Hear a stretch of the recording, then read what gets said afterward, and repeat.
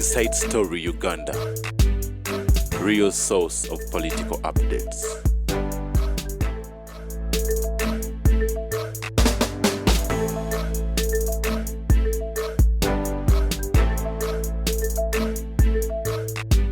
Ezibaddewo oba oliawo eddoboozi y'omukukunavu n'analysis ye nga ejja kwetaagisa okuwulira naddala gwe atugoberera ensonga za NSSF. Minister yavuddeyo ye n'agamba why ekyo kya NSSF nze mukindeke bilioni za mu mukaaga ze mugamba nedda ze nazisayininga ku lwa NSSF. Namuganza naye alina be yawangudde Honorable Pasisi Namuganza Mumbeeda w'e Busoga alina be yawangudde nalabyeko ekiwandiiko nga nuupu ab'omu Busoga abakulembeze baayo ekiwandiiko kyali kiva wa principal nga abafuumudde so nga ate of course n'ebirala ebaddewo etteeka erya Muhammad Nsereko yine yalireeta ne kati gundi yagambye nti null and void Computer Misuse Act amateeka weegali naga mu Uganda si mateeka nabagamba amateeka mu Uganda weegali mene ate biseera bisinga obungi beeki bakulu bubi amateeka gaabwe gatagetinga bantu tegatunuulira nsonga gatunuulira bantu overreaction oba nga balina gwe bategetinga kati etteeka ly'abamawulire lya 95 baali malirako amaanyi terikola a journalist must have a practice certificate every year. A professional body needs the National Institute of Journalists of Uganda. It's dysfunctional. Terikola. Kati gwena practice certificate yojijewo. Terikola. Never ali related days enjuki nechi. N'ekyokubiri kulwanira nti bawafula balowooza nti bo basoma. Kati ate nga media esingamu batali gundi kuba tewaliwo institute yonna ey'abamawulire kibula abakola kategori y'abamawulire nti full member alina okuba nga wa degree oba muki oba mu music oba muki asooka graduate okubeera manager wa media institute yonna alina okuba nga olina degree okulonda mu kibiina kyabwe ekya nejo alina okuba nga olina degree owa diploma beerako nolandi talonda takubwako kati okiraba. The issue was intended to eliminate the electoral college. Era buli bawafula bwe baavaawo the thing is the function tewali kikola. They professionalize journalism as a professional body. It's the function.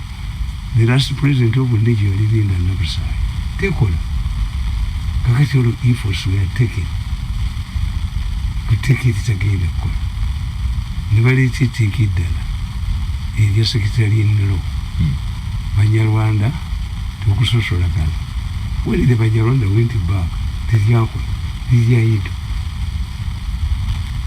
efforts were taken ava tulina amateeka mangi agatakola tulina libel tulina defamation sedition y'ekkooti yamugjawo kakati toga nti etteeka libuze kati ne misuse act oyo naye agendedde Computer Misuse Act libuze semati bwe byakubye ebintu byalegedere kuba ebintu by'omuntu ali mu kkomera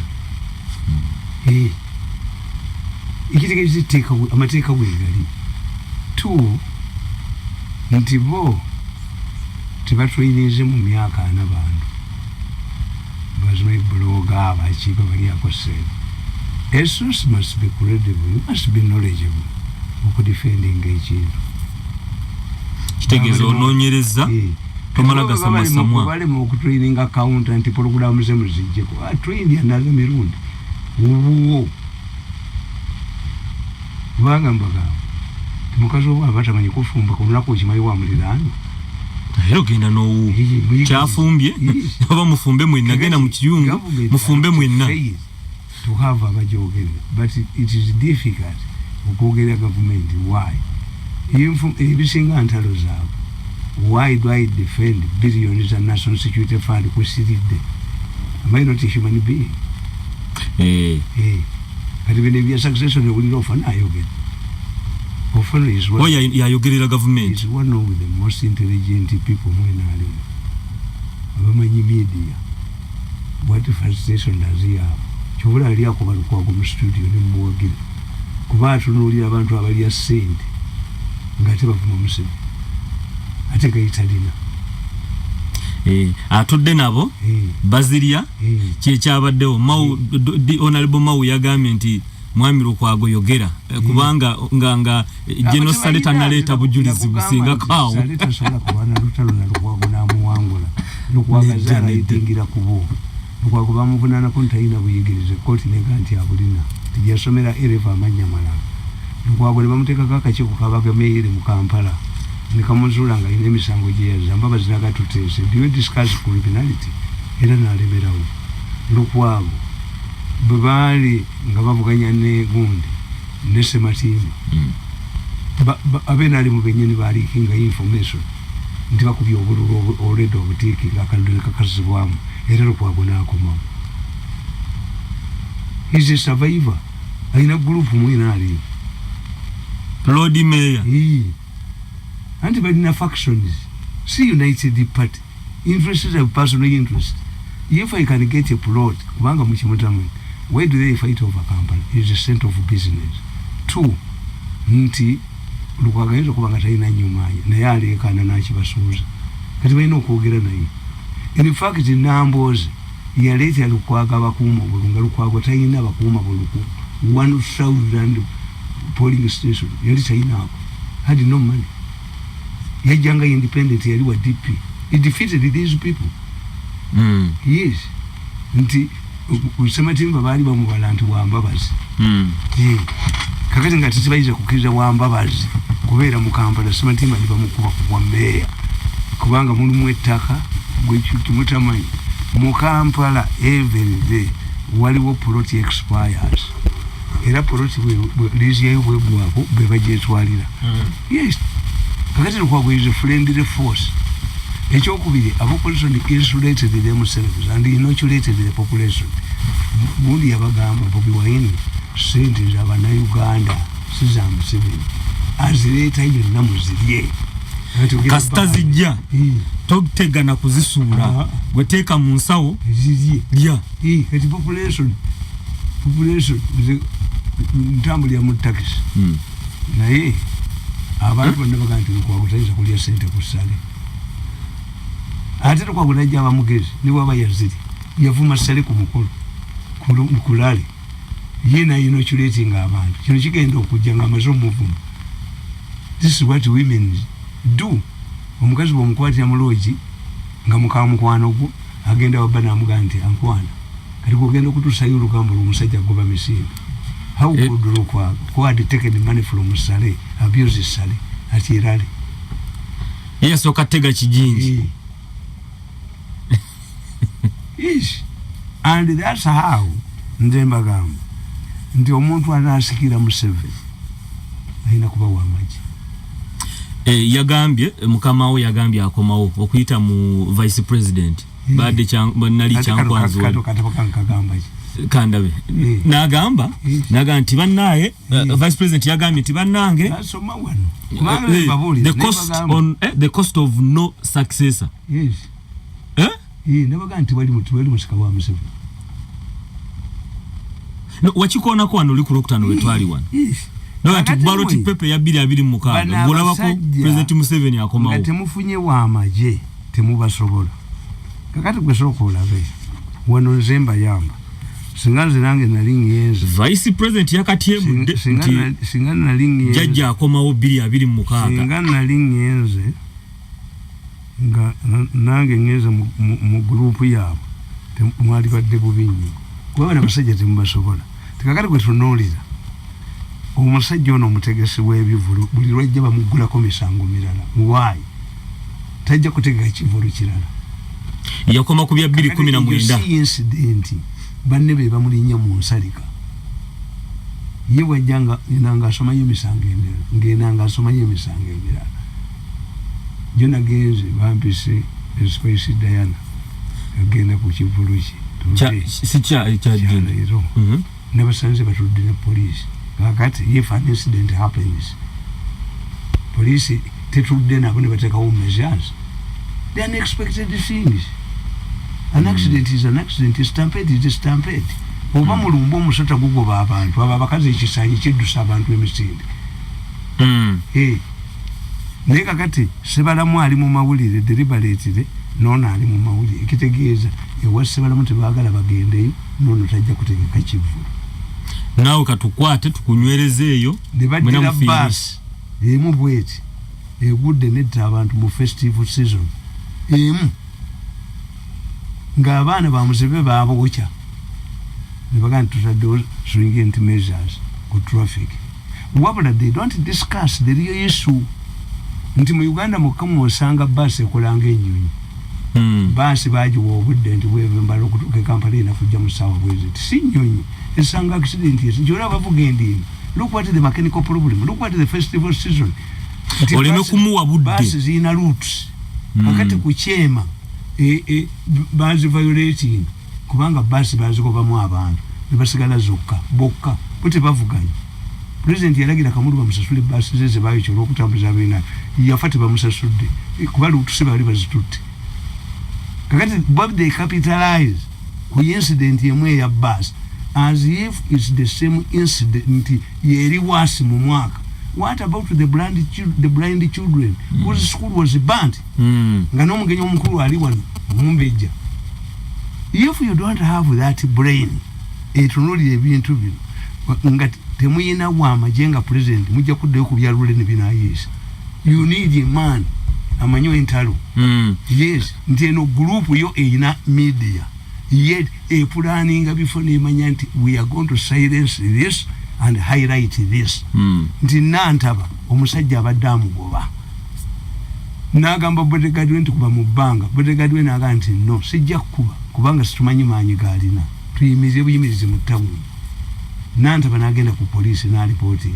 Poliisi teyava Kayunga, poliisi yava Kawempe nga kuliko oyo Sali n'amutta baali bakwata Nantaba. Is it a crime to report to the police? Mumwalireesa omusajja ne mumutwala Nantaba waali for identification. Era amawulire gasooka kuba minister survivors assassination ne kakyuka ati enanga Nantaba yeetaagibwa ate how ono yali ku pick up ate si mu police yali wa local defense. The fire was turned against who? Nantaba. I had to come in kubanga baba playing ebintu byabo. You don't look what the salient issues. Kaka yampita wange kiro nanga nti bagala kunkwata batwale file nabulize emisango bagala kunkwata file bazitwale yangozi kime asabategera nti kaka takyalina file wala baba mulondola. Nasali akoze mu Ministry of Education emyaka 9 nga handling billions nagenda mu judiciary ngeriyo political ya $1 billion bwe yafuna omulimu mu UNESCO nga agenda bamusiba okubba $3.5 n'abantu abalala babiri kwa buli omu yabba 10. Naye nga president yayita Kazibu nga chairman wa electoral commission namugamba accountability namuga $7 billion siziraba. Why? Munaffe yazitwala yagana okola accountability yamuga nti mwakoze nnyo billion omusanvu lero siba munne myaka 3 ku million 35 n'omufiiriza omulimu. Musebe n'alagira ddene baga nti public service chief justice naga sina omulamuzi era asigaleyo Betikami yamukiri yalinze. Nze mba mmanyi ebintu mu government nti kati Betikami bamuwaana nnyo mu mawulire gaabwe. Why? President put up an independent investigation okulaba corruption yali mu government yamwewunyisiriza. Nina abantu beno badenda banga boogera ne baga nti Mirundi afunye amaanyi mangi nnyo kuba bulijjo bamuyita blackmail nti abasaba ssente. Naye president yabuuliza ministry nga ssente zebakubye obukubi zebabbi naye babadde bagulumiza kamya. There is no need for an independent investigation. No. Ona akisobola. Kubana baga nti omuntu ayina amawulire mu nsi alinga omubbi ayina omuzindaalo. Omubbi wuyo ye agenda kanti omubbi wuyo mumuga nti omubbi yennyini ye yateeka ku kizindaalo. Bano bayina media yaabwe. Bayina ba callers aba bakubi b'amasimu ne bakupaintinga differently. Naye nga Yesu bagireseewo. You don't know nti nabagamba nti a fool is mu psychology. A fool is described as somebody who does the same thing again and again, expecting different results. Teri minister wa Kampala atalwanyisiza boda na taxi. Buli ajja naye tebalina obusude oba cabinet oba minister of state bonna badda ku boda na taxi, but they don't solve it. Aye bakyogerera munyo anti nkubuulira mulimu sente sikukijjamu mulimu sente. Why do you license a boda man ng'omanyi talina kyagenda kukola? Bwali omulicensinga mu licensing board wamugamba kukolawo. And secondly mu kibuga yakusooka era kakati ekibakubye ennyo boda bwebakisaka baayisa olugambo nti Muhoozi yagabira abavubuka boda. Issues are solvable. Ekibuga tukyo ekibadde kisingamu bodas. A boda was not made for transport. Boda ya masaali toyina nawo okwata. Under the law boda omukazi ogitulako alina okubanga ayambadde jjiini agitulako kisajja. Boda bweba etambula eteekako ettaala to know that this is a motorized object. Owaloleta giraba. Yes. If you want to solve the boda problem, what do? Stop them where they are coming from. Muzigano okujja netuyinza kudya mwana n'atunda kibanja kye n'agula boda okukolera mu Kampala n'ogamba tajja givugiramu ne mumujjako omusolo ate ne muzigano tezijja kukola kuba Uganda kasi katono. We have only one capital city. Bonna mwe bali kakati gwe keera ku majja bamagezi ge kubaza atandika okweyongera nga ffenna tulaba ne bazireeto Japan n'ayingiza. You tell them Kenya nagende Kenya nga bajjawo 14 seater kamunyete ziri Kenya babadde bazibona poka lubabbe zange nemba kwata sajja bali bamuyita disco kubanga bajijja wano ne bajizayo ku mani ntinkadde automatic bajiteeka ku mani ojusa Kenya baagamba tuba wadde emyaka 5 14 seater zigwewo era kati baba Japan kamunyete bakyazikola bakola drones. This is how something is removed naturally oba wabeerawo force temagule kisula alwanyisa aba coal miners. Why? Bali bafunye clean energy bali nabasasula naye bano bakolanga abavubi tebajja mulambo mu nnyanja bakukwatira kengege. This is why Abaganda babasalira amagezi nti nyina w'omugenzi ajja kuluka lunayambula mu Gomesi n'alaga amabeere ennyanja jajja mukasa leeta omuzukulu ayonke. Kakati abavubi olw'okuba bamanyi baali bamanyi edda nti Mukasa yakuuma ennyanja nka ku nnyanja tebabbako obutimba tebabubba. If you defy Mukasa n'otaleeta mulambo naawe gaaliyo bagibba. That was the psychology. You defy Mukasa ogaana okuleeta omulambo naawe gaaliyo bagibbe kuba Mukasa takyalina maanyi. Naye kati Mukasa ku nnyanja ayogera Luswayiri. Okay, so we are dealing with the incidences, not issues. Salient bali bazikuweka abamawulire deliberately. They are the custodians of information. If they want to highlight something, they do. Nti nampima takubuulira. The problem in the buses is that bus wa route abantu ne bazivaamu. If you don't have a route, tokola bus. Tulina bus ebeera wano egitundu kuba tebakuwadde route. Kakati the second point nti baziwa shadow bus nti zirina okutuuka mu Kampala evudde embalaza ssaawa 2 etya wegiyita nnyonyi etasanga traffic mu kkubo noga nti kati badriver ba basi bambale nga namu uniform zammwe mulimu abazambala bemutamanyi. Waliwo gwe bakutte katambi yadde ali ku simu ali ku WhatsApp. Uganda has the toughest traffic law. Why don't you invoke the law? Where do these people disappear, the drivers? Ngama zo kutomera babeera balagawo. Waliwo convoy y'omuntu omu nali nkyakola mu State House. Omusajja wa basi n'agiyisa ne bamugoba. Bakomando ne bayita mu madirisa. Yatuula mu basaabaze ne babuuza driver alikuwa ne basirika bakubako omwempi 2 nabaga nti wuyo atuddawo. Where do these people disappear?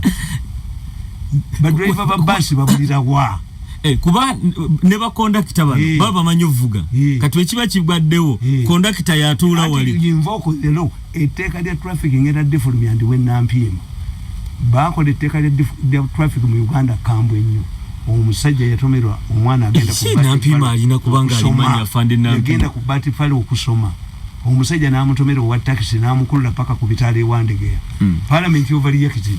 We have the toughest law on traffic. Why don't they invoke the law? Siche baliko tadiringana incidents issue tujireka wali era ebintu byano byonna bikorespondinga n'abaana kudda mu ssomero nabaga nti bali bagala okukola lockdown ku Kampala naye nabo baali balugendeddemu waliwo omuti gw'endege gwe baali bagenda okutema gwanuma wali agala baguteme gwe gwali guyimbirira ennyo gwawulira watono omuti gw'endege naye nga bakye banoonya batekera lockdown mu Kampala bo supermarket zaabwe zikolera zaali stocked. The selfish people nze mbagamba ekibuga ekikulu tekizanyirwamu tamiza kuzanyira mu the center of business center of everything batugamba nti the paranoid is control power omutiitiizi naye fear kuba nasoma revolutionary politics nti Beni Bera Tunisia yali musajja w'amaanyi naye abasite kansa aba Tunisia city bagenda okugala kakiski k'omwana ne yeeyokya ye sparking off revolution yatwala Beni Bera naye abasite kansa baali banoonyeza Beni Bera sente bano bazinoonyeza Museveni buli lwoyita ku police station nosanga boda bodies ziri ku kitegezo y'omwana takyakola amakage tegakola. Are you sending them away to criminality? Noga nti omutembe yabeera ne stolo abatembe tugenda bate kubakolera emidaala ate kutembea kufanya nini kitegezo baba vude mbutembe baba vude ne mbutembe ngolo bafuuse nabo kati bakozi ba mutale abo kumbala zabo mubajje na ulide bakaba nti je baba tutte ate buli mudaala babasaba mitwalo simanya 3 yakwata obukufu bwe buna you are sentencing this man to death nabaga nti okuddira empota n'ogijja mu nnyanja n'ogiteeka mu kidiba era oyagala efe. Yes. So, ebintu zirabaga nti mu myezi 6 ebizibu bya Kampala ne binnema Museveni nkimuddisa. These are simple issues. Papa ekiwete to get money. But they are sort of nti oluguudo lw'omu Kampala olw'ekinyama thickness ey'ekinyama lubeera mu butya potholes okujja nga lwasimyemu naye olinga aga nti olujja lwa concrete lwazzeemu bugundi pothole evaawa ekinyama nomala kusama yinja ekinyama nekiwumukamu ekituli kitegera thickness ya lusi eyo babyekola eya 2 kyade balina okukola si kye bakoze kale tusigaze dakiika 3 the moment you understand this mujja kuba ebyo tubula muwozi bamukuba ebyo bya maije biba bisobola. But when you compare muwozi Congo jabadde we went to Congo where I chose to plundering Congolese natural resources ye Museveni yaganti yajjayo muggo today embawo zifuladi mu Kampala we yaba Congo nga bagamba mu 23 bagamba natural resources abazibi muwozi weri commander land forces abapokoto nabaga nti omupokoto avaawa agenda ku faamu ya guti jeno nasulako naali embuzi naali endiga naali nagenda ne w'omukazi DPC ono DPP naye muhozi olwava mu land forces owulirayo babaga nti erinjala ne batwala emmere ne babba mu prime minister's office baterera abakalamuja balakawo. These people reason beyond the person's imagination. When nayogera nga nti waliwo organ trade nga nza bano bebadokita baga mu Uganda timuli asobola kikola to extract a kidney we no pera ne patient one kibala abana bamwe babatwala mu Warabu but they have a system nti bwe bagijjamu bayina system bagiteeka bagitwala mu Warabu era nekola kubanga Abarabu basinga okuwagala ebintu ebyo balya buto balya biki kati organizo zituuka ne zigwamu babatwala babajemu ogani batuletera abafudde oli patient wali but they have also a crude method of a modern method of preserving them zitambulya mu container nabaga nti ennyonyi ya Uganda Airline yasooka flight ya Mombasa yatwala container flight yasooka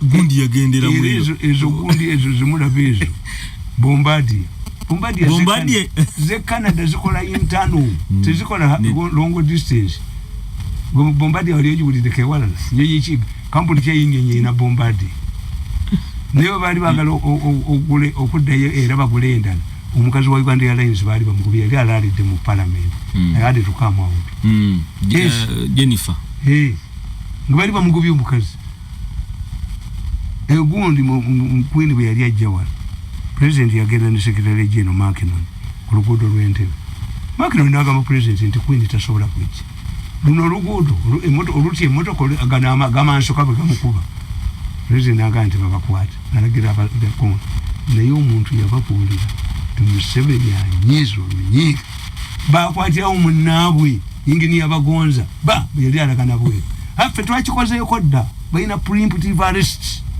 bali bagenda China nga bategedde nti abachina babaguza passport za baleka bannaabwe babiri abageso babasibidde wa ekyo twakikoze dda balina preemptive nti ye president aga nti yitwa mukuti uyawedde tibali kyetaagisa these cases progress nti zikomao bakwata ne bikomaawo ne bizikira what if nga succeeding okuteeka omulambo omutwe gw'omwana mu motoka ya Kadaga who would defend Kadaga baba soka ne bamukuba nti agenda mu byekisamizi bamukuba mu mawulire gaabo to prepare omutwe gw'ogujja omutwe gw'omwana ekyawonya Kadaga kyali kimu omwana gwe yajja nga anoonya ku parliament teyamusangawo naye the intention was but omutwe gwali gunyuba gwakyaguwe was wrapped like a gift nawe bali kitadde mu motoka yo omwana ne bamukwata Kadaga ya buntumi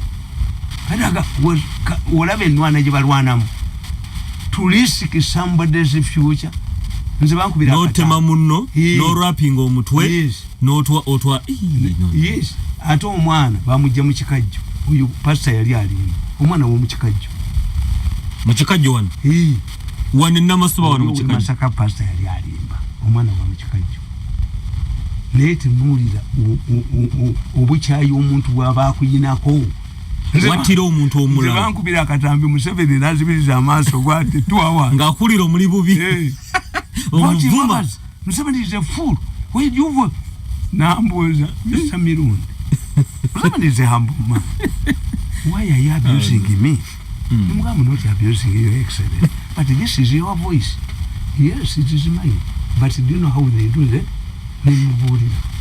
was I preaching in a church because this is a sermon no moderator Museveni naye wazibukikira naga nti at times I listen to your program zimbera mu okubiri namuga nali mu church nali rodda nemubuulya bwe babukola ne yeewuunya era yebwe yali afuluma yagamba Mr. Mirundi mu Luganda obukolwa mu buyita mutya namuga nti obukolwa naffe tubuyita ku tululimi oba bukolwa akati okimanyi nti obukolwa bwe bwezinga ku musota omunene bugulya kati obukolwa bukulidde nga bulyange sikuba sesemeze emyaka 10 musota teguseseme yayogera obukolwa ng'alaba obukolwa buno bulya ggwe kuba kye baakola yali takisuubira Museveni yagamba ategerera ko nti mawulire tuli Uganda obukolwa mu buyita mutya abaana bazibu nnyo nayumirira naga nti obukolwa buli butya mu buyita mutya bona ndali njodde omuntu mukubirewo naye nga batuddewo naye nga obukolwa bwa tatudde tasobola kujjawo what if you had not invited me what if Museveni was Idi Amin I would have been killed my gundi chance nti obutafanana bantu bana he called me obukolwa buzibu nnyo bugobeseza abantu ku mirimu buwayirisiza abantu bumenya obufumbo kuga obukolwa buzibu nnyo anti mwete mukitegera these people do things beyond human imagination can you believe nti abantu abakulu batuula ne basalako omwana omutwe bagurapinge mu kigundi baguteeka mu motoka ya Kadaga bukolwa bwennyini obwo is beyond who would defend Kadaga ate era kesi yatambula the case did not progress tukyalinda alipoota omwana w'ennansana eyaduliringa obwongo bw'abawala kubanga obwongo babutunda omwana nga alina emyaka 16 akiriko n'abiri mu omukaaga nga talina bulwadde bwonna bamujja mu reproductive system ne bagiteeka mu mukazi omulala oyo bamugula $7 million abo Bayisirayiri bakwana abaana abagezi yokuki yakolanga abaana ba university abagezi obwongo babutwala. But this is beyond the human imagination. Kwa abaana babagamba bye musoma fe bye tubawa kumbe bo bagala bwongo bwabo. We are indicted by ICC nete kumawuli tebiri. Isn't there a solution to bukolwa buno mukuku nabo? Kandi ngoboli the expose nebo bakumanyi era nze wentegera nti omuntu bwe mala okubalwanirira ewange tebakomawo badiringa nabo ne bali konsayiringa nabo tekine ensonga. Tekine ensonga maze basonyiwa mangu. And these are civil servants. Nti kati ba civil servant ye ali pensionable. Ti when you retire bakuwa omusala gugonna ne bakulitenyinga ku half your salary. Kati civil servant alinga nze nze najja kulera omwana bamutwala mu nursery ejo nga nzira mu nkola nammwe munyongere ekirala. And never work in government again. Tujja kula n'abantu bafaanana bwe bati. Nodda baali bazere wange okugulayo tapes omwana n'ambuulira kubanga bajjamu bw'oyinza okwogera nti Museveni ng'olina gye wayogerera nti you were fool ne bagatta kano ku kano. It took them how many months? Kuba tebakifulumizaawo baba bali mu kikolako bwe bagatta babugatta. Kakati oyo kyobula bakuga nti malicious damage to property oba kusanga omuntu wali musse premeditated murder planning. These are the same people. Nti eranga gwa obusungu tebunako gwako n'ogatta akatambi n'ogatta kano n'ogatta ngera obusungu tebunako gwako note mu mwana n'omujjako omutwe nemuguwa omwana ajje nagwo mugurapinze mu gift ya munnamu nemutule bamwe mulinde nga kadaga bamukutte. What type of people are this? And we are living with them. Yes. And they are very powerful. Katogere ku cost of no success atuve wano. Ngenda kwata yesimu mu babiri mu maasawo. Ntandikirewa katusome ekitabo kino eky'omukukuna The Cost of No Successor. Ndabako ono si principal wanupu. Wakati ndawo President Museveni ne mutabani ejeno muhozi wuno. Kale. Kale wakawandikanga 8 Oktoba 2022 mu makage zana. Sasa ali mukaga. Okay.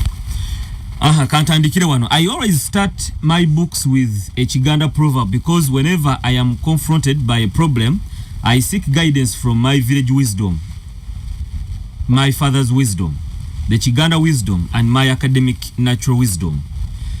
Amagezi gago obuzale kyotegeeza. Your academic natural wisdom.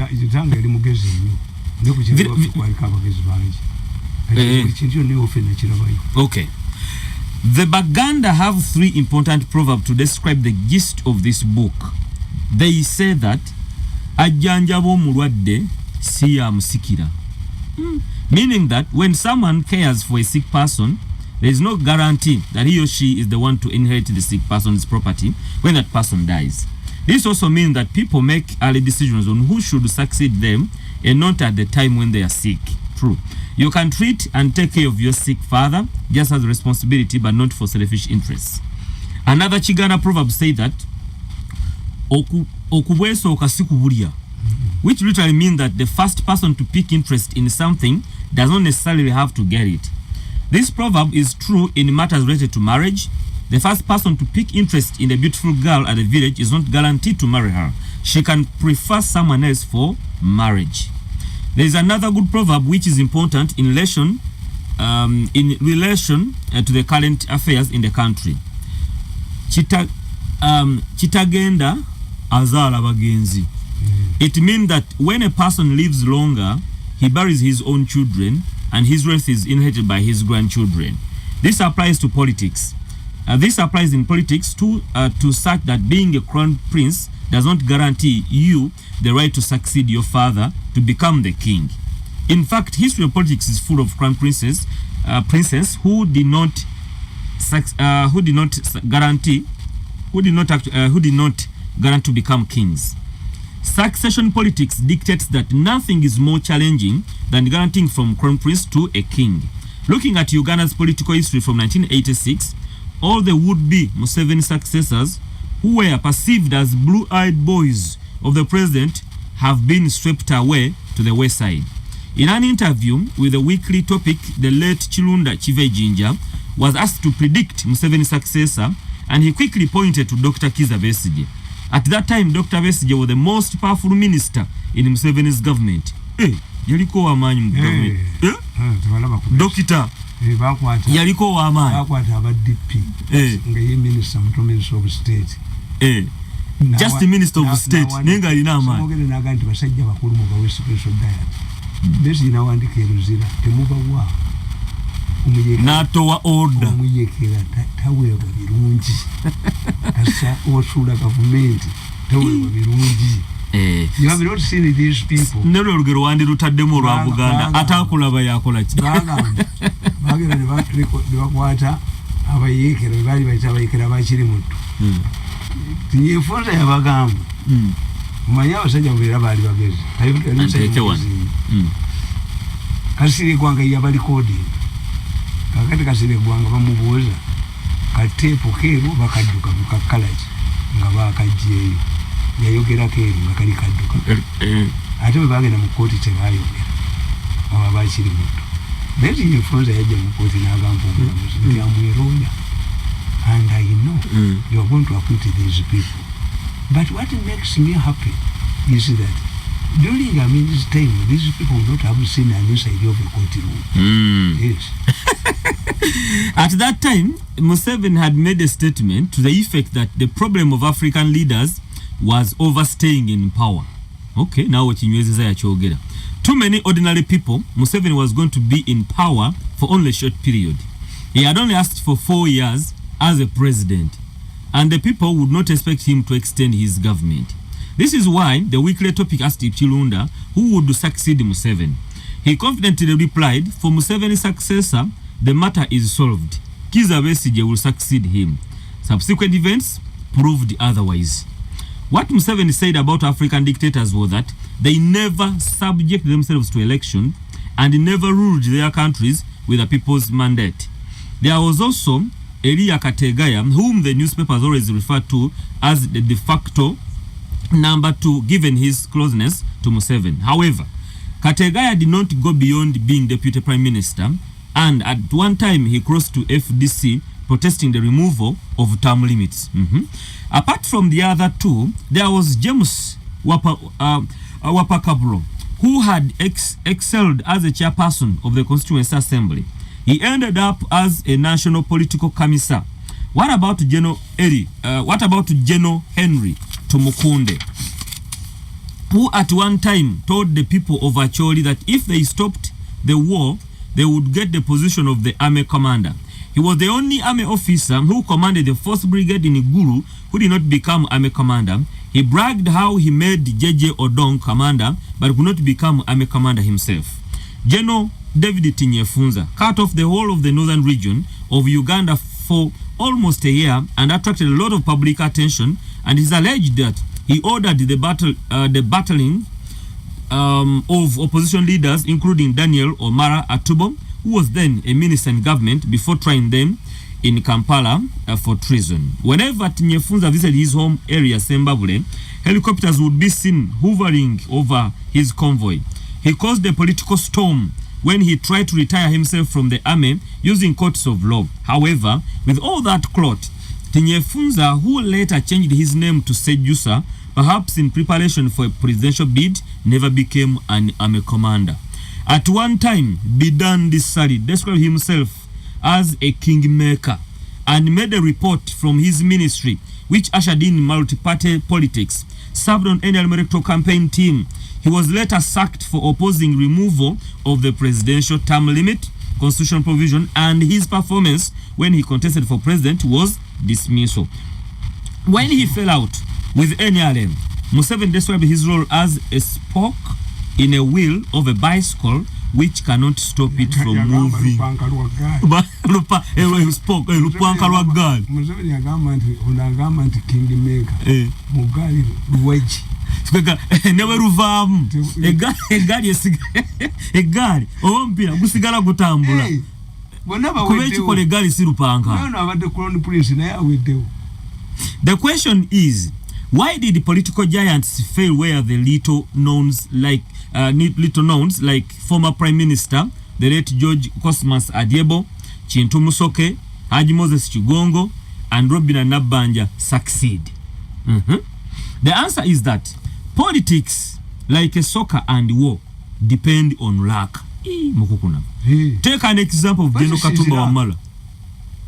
Mukisa. What is Mukisa? No, Mukisa. Okay. Take an example of General Katumba Wamala, General J.J. Odong, and General James Kazin, who did not have a stint in the Bush War, but became army commanders. Banabarwan. Dr. Specioza Wandela Kaziwe became a vice president, but Gertrude Njuba and Hajati Mukwaya didn't yet the two played the big role during the Bush War. I was with her, found Njuba, Gertrude Njuba. Nalina yemu. Ali wali eri bamuteka wali kugumu. Ne Hajati Mukwaya. Moso Brigadier General Proscovia Nareiso has retired from the army at a higher rank than Madame Njuba, who retired at a rank of captain. Yet both Njuba and Mukwaya are more educated than Nareiso. Bano Mukisakuna. How come that the much despised Bobby Wine received more votes in the presidential election than many other opposition figures, including the former Prime Minister Amama Mbabazi, former Security Minister Lieutenant General Henry Tumukunde? Obuza chibuzo. This shows you the true nature of politics. Yes. In 1962, the late Dr. Milton Obote defeated Beni Chiwanuka, a Muganda, who was rejected by fellow Baganda. Dr. Kawanga Semwogerere was never appointed vice president when General Tito Okero and Paul Mwanga toppled Milton Obote in 1985. Furthermore, Dr. Semwogerere did not become prime minister in the Okero government, while the slot was given to the little-known Abraham Waligo. Even when Museveni sat with Semwogerere at Nabingo to craft the new government in 1986, the DP president was only named the deputy prime minister. Later Museveni appointed Specioza Kaziwe, who was Dr. Semwogerere's junior officer in the Democratic Party. How do you explain that both the Speaker of Parliament, Anita Amongi, and her deputy Thomas Tayebwa are new converts from FDC? Never lieno mu bifo beyaga. Mulimu abali mweni alemu nga bagenda kuvaamu ne alemu egwewo nga nabo tebafuuse ba speaker ababa gundi. This is not a case in Uganda alone. During the recent Kenyan elections, the Kikuyu voted William Ruto and rejected Uhuru Kenyatta's candidate, of course. By the time RPF attacked the Rwandan government under Juvenal Habyarimana, Paul Kagame was undertaking studies in America and did not desert the cause to join the war. This means that he was not considered important at that time. However, following the demise of Dr. Bayingana, Fred Rwigema, and Bunyonywezi, Kagame filled the gap and became president. Finally, in this book, we shall see how Daniel Arap Moi beat the Kikuyu entrenched mafia state to succeed the giant Jomo Kenyatta. The British and Israel did not pick Beni Chiwanuka from prison to become president, but instead picked Idi Amin. Politics is that. So kati wano Mukisa kugenda kugwa kwani? Kubaka banobo nabo yogerako. Anasemba yo. When 3 dogs fight over a bone, the one that has not fought to take it, but the sindika. I just think I just bayambi. Politics wa moyo wa malicious footballer yaba mazewu. Mukbo kuroba kuvako kuveko nenga muri muti n'abantu. Ukono n'abantu. Muri mutimu emu. Lwaki mulamba mwenda agendo batebera ate gwo mutema. Ndewe nagende wasale. Yambuza mutani wange betwage. Namga ne omusajja ono brain ye mugenda jikola muti. Musajja mugizi. Na ye. Kyasoma okay. I don't know but they destroy easy. They were determined to destroy me. Lukula muzije ko mukoze mutia. Nayenga wabuziza abantu. Who has defended Museveni more than me? But what do I have? suffering. Kwa mfano twabuze ekibuuzo omukukunavu mulalo oba mulamu oli ku government o defending ate yegwomu eminence yagireducing obudde nga bamuli bubi neyekweka mweyo gundi tirete abantu basalewo why this man is a madman destroying me bumuna destroying abantu. This is why abantu banje nze singa mubbi nali babbi abantu bajje wange tutwale wamu zimbuka simumanyi have no contact with him nditikisoboka. Why buli lwala bangu omusajja agoba omubbi baba amubbako okuba omubbi tafali mutwe baba amubbako buli lwala banga gukyali kibaddeko yakimanya yakimanya. When I see the way you were treating him is the way you treated me. I delivered committed service for 14 years. Immediately I left Batakam Sent department. Nzibantu ali kuona 1.7 million. Nenga ono mupya iba mutede mu sente buchimucho na mwechiri. Can you call me back again? Kakati nze ntunulira. Nti your rewarding mechanism is poor. Is because good at fighting in the Congo, in Somalia, in Ishi, awaba mulungi. Bwebidda wane waka mulalu tweetisi how omuntu yennanga yayakadde to exaggerate what you say achi exaggerating baga nti Kazibwe agambye tabe abantu bali emiyembe ne bagamba nga vice president ne baga Kazibwe agambye enteze wase nazo zina laavu ne gundi bamwogeza ng'ebyobusiru kintu museke bamugamba nti yatwala amayumba ga Leero nga balwana balala mugende mbuze Kazibwe. I don't talk about dead people balamu bali bagala okuba Kazibwe mu kuba vice president mwenche bakola bagenda ng'emulago ne bajja ebipande by'abalwadde ne babisonseka mu office. Museveni is very concerned about his hygienic good heresiye ne bagamba nti omukazi ti mukyafu nenga gwe can you imagine nti bagenze emulago ne bajjayo the parties never bisonse kama office abo bantu bimuyina singa Museveni yali tali cool-headed ng'obuyekera bwamuyamba nnyo nti yewe bakugira agamba sooka obaviire naye investigating this tiring period between you n'okutegeera as these people say the Mirundi has become more powerful. The discoveries Museveni has found in one ministry has made the Mirundi very powerful. Why? What has been saying has been found out. Okay. Kale kankwate esimu emu babiri mukukunavu. Waliwo wano abadde abuuza gy'asobola okujja obutabo emukono. Okay, Paulo ndozo. Balimba. Mugende mu bookshop mutuma abantu. Baga butuleetere mu nzibe. Mu bookshop. Lwasa mayinja. Yawane w'omukyala. Yogera amagezi tuwulire. Wewe batuweereza mukama. Ono Sembatya Steven Mutungo Zenisi. Mkuruze Sembatya. Mukama wangu oyo mulamusiza nnyo naye kyewuunyisa abantu. Naye abakola ebyo babalooza nti abantu bategeera. Mutta abantu abobuvunaanyizibwa mu ggwanga naye nga teri musango nagumu gwali guwuliddwa. Mutunulabye ng'omutwe gw'omuntu oguleete. Abantu bategeera. Omanyi buli biro bibaako n'ebyabyo. Naye abantu abo bakolera mu gavumenti nimubabuwaza nimusalawo okubatta enseba tunuulidde Sembatya tweyanziza kuba kyandala tugamba ani yatta omwana kankubuulire Sembatya ani yatta omwana Sembatya ye musajja atava mu t-shirt ye naale naye atalina kyali agifunyeemu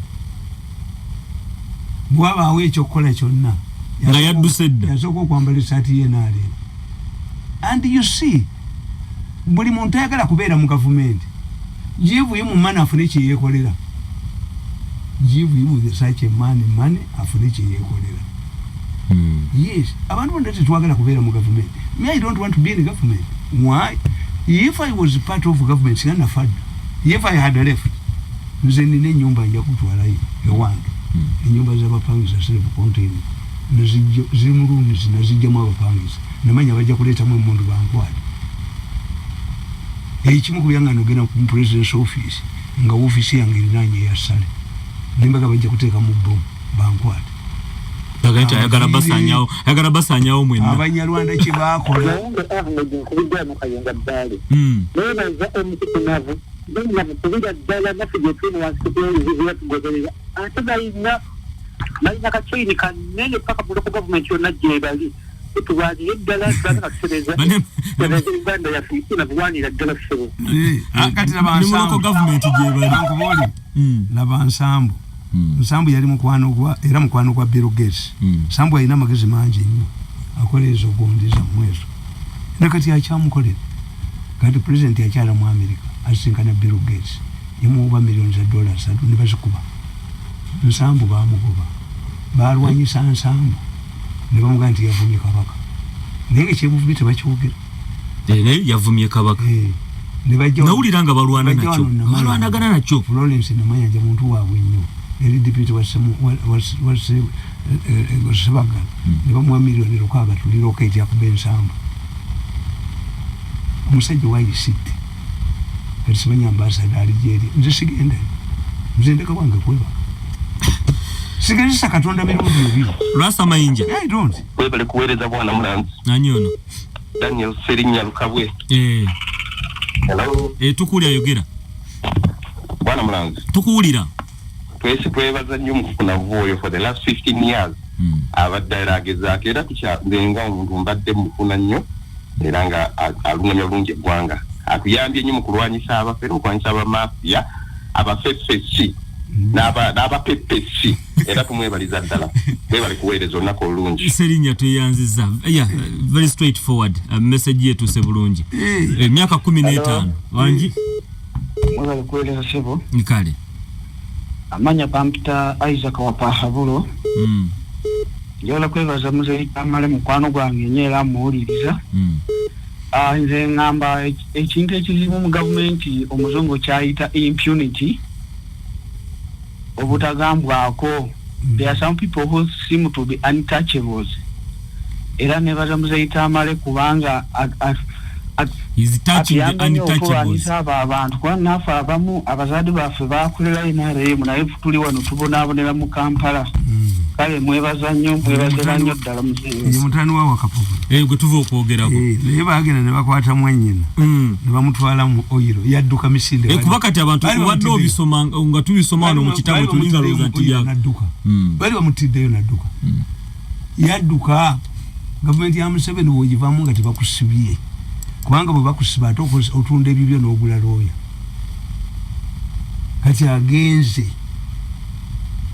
ndisirabangayo somebody who is punished for supporting a president no naye kakati oyo namuganza nti agambye ti Museveni yeyandagira even if the president did not direct her but the issue is nti mwete mwina ttaka lye mwali mugabye atakikolangako yabamu bijinja yencha Nyakayisiki omulema yakubwa amagulu nga namwe mujja kulwala yali mukazi mulungi nnyo omuwala muto najja mugundi omwo nenazala okumutuma Nyakayisiki naye yababuuza timuyina omukyala gwe bayita Namuli mwamusasula biliyoni 7 ekyapa ky'ettaka liriwa era liri mu kitundu ki obwabukedde bwamukuba obwamawulire bwamu omukazi yali alaga n'ewuwe ne bamwambusi nga bamusibe ofiisi bagimenye bannaabakulu the woman is asking you one day you answer where is Namuli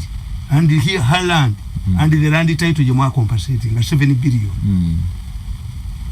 you see bayina elimination kuba bayina amawulire bayina elimination katusembyeyo no mukukuna elimination gwasembyeyo abala tujja basangula okutalujja n'omukukuna naye mulamusizza olukutesa kwa Mukama Gideon badde musabire ebbanga eryo lyonna asobole okusavaivinga agatemu gayita agamafiya naye ne kuba mafiya basinga waawo bo batemu bakanywa musaayi mbaweenye eri basaana bakanywa musaayi kakati bala Tamale mirundi singa Mukama atusaasira tugwamu zokola twakwongerako eddaala bw'oba oyogera ekitono nnyo obeerekanga ku F mu 50 ensi yonna ewulire etegeere gakanywa musaayi buddeko era itoita kubeera muntu omu my concern is nti media tegenda kukyuka kuba y'abaavu be bagirina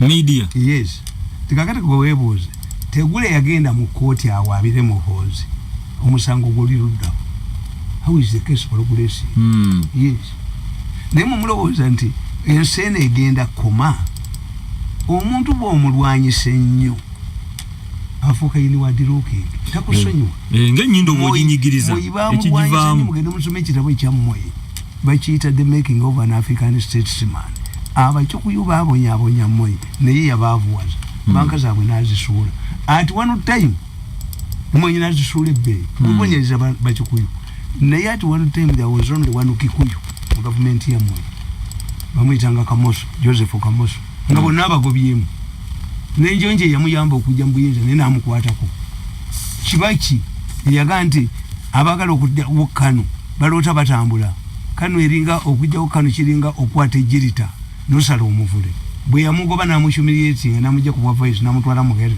yasooka okukola Democratic Party ng'ategeeza nti Kano ejjibwawo Kano gyeri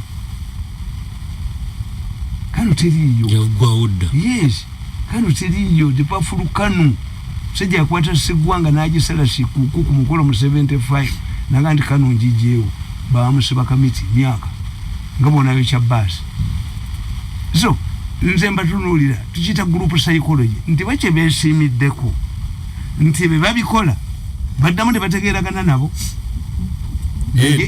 be babikola baddamu ne bategeera era nze wentegeerera nti omuno kakati Nabbanja yagenda n'akwata ku bulangiti mu barefugees baamuleeta taddanga nayo oneke n'ava baaleeta Nabbanja nga talinnya eyo noggo area bulangiti ozikwatako nti yazibuuba n'alabanga Munyola agudde ku kkubo n'ayagala obayingirira we baliira ng'okutikira mu namba yaabwe tebakwatibwako toyingirira mu bintu byabwe yagenda Gombe n'agoba abasawo tebaliiyo abasawo byaleka agobyeyo tebaliiyo ayogera bwogezi tebaliiyo bali entrenched nabagandi gavumenti ya Museveni mulimu ekitambo mulimu tukita subterfuge mu byobufuzi a subterfuge is a government within a government which is composed of criminals government ya Museveni kitengejje eri waggulu bwezi naye ekiri wansi wano nga bakusinikidde amannyo odduka they are everywhere very powerful bwe bakubano bakujjawo ate mu kimukola ekibi bano bwe bakuba mu gavumenti agenda ate n'agenda ew'omuntu nti bamuyambe netiwaaka y'amaanyi nnyo negyogenda okuwaaba naye waabwe kale tujja kutandikirawo omukukunavu tubadde n'omukukunavu Joseph Tamale Mirundi amakyago olunaku olwaleero